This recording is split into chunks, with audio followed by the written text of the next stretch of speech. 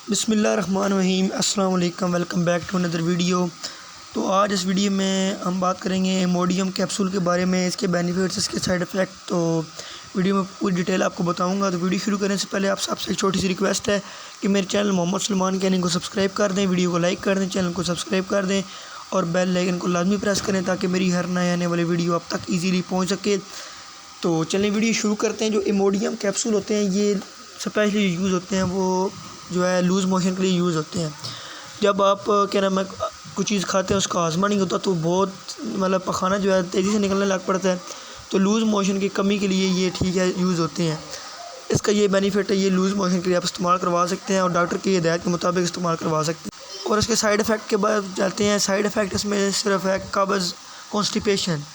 जब आप इस्तेमाल करेंगे आपको कब्ज़ हो सकती है, और जब आपने मेडिसिन लेनी है तो आप डॉक्टर से लाजमी रिव्यू करना। उम्मीद करता हूँ आपको वीडियो पसंद आई होगी। अगर पसंद आई तो चैनल को सब्सक्राइब करना, वीडियो को लाइक करना। इंशाल्लाह मिलते हैं अगली वीडियो में। अल्लाह हाफिज़।